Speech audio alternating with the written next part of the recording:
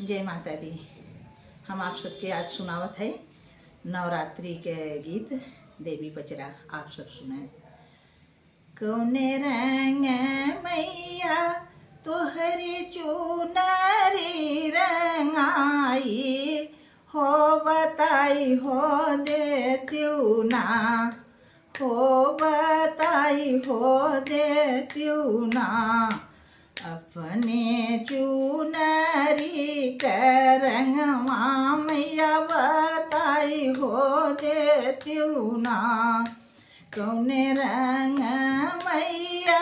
तोहरी चुनरी रंगाई हो बताई हो देत्यू ना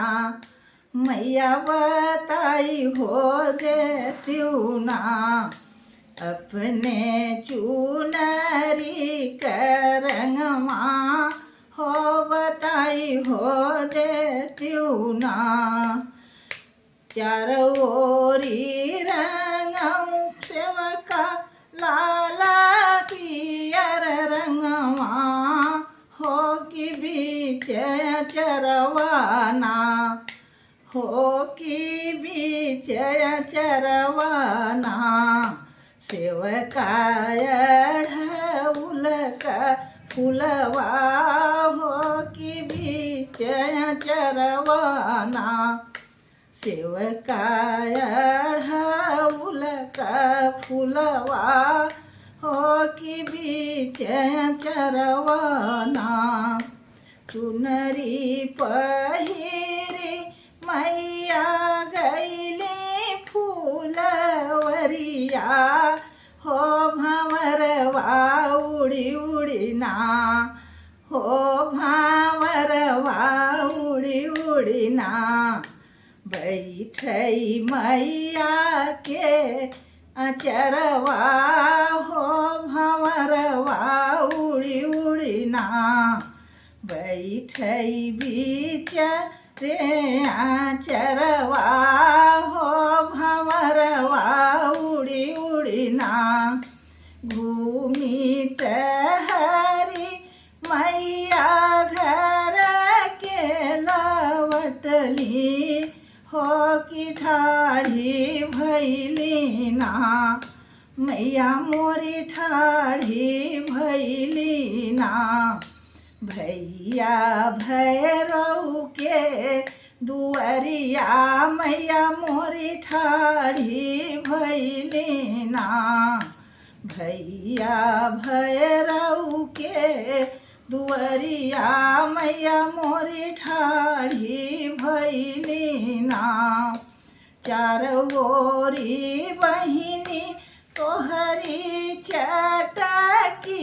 चुनरिया होया चरवई बिचवाना होया चरवई बिचवाना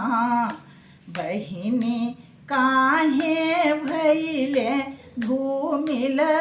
होया चरवई बिचवाना बहिनी काहे भैले धूमिल होया चरवई बिचवाना चारों ओरी रंगल सेवका लाल पियर रंगवा हो कि बीच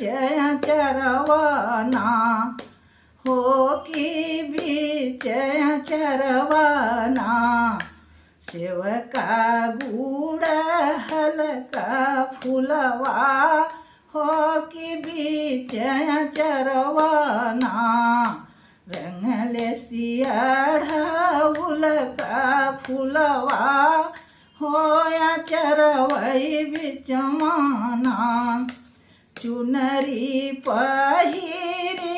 भैया गैले फूलवरिया हो भंवरवा उड़ी उड़ीना अरे भंवरवा उड़ी उड़ीना भैया बैठई बीच चरवा हो भंवरवा उड़ी उड़ीना बैठई बीच होया चरवा उड़ी उड़ी ना देत्यू न मोरी बहिनी ढाला तलवरिया हो कि मारी डलवैना हो कि मारी डरवैना बहिनी उड़तै भंवरवा हो कि मारी डलवैना बहिनी उड़तै भंवरवा हो कि मारी डलवैना काहे बदे मरब भैया उड़तै भंवरवा हो कि सोनी होई हैना अरे सोनी होई हैना भैया हमारी फूल वरिया हो कि सोनी होई हैना भैया हमारी फूल वरिया हो कि सोनी होई हैना कौने रंग रंगाई मैया चुनरी करंगवा हो बताई हो देत्यू ना कौने रंग रंगाई मैया चुनरी करंगवा हो बताई हो देत्यू ना अपनी चुनरी करंगवा मैया बताई हो देत्यू ना। जय माता दी।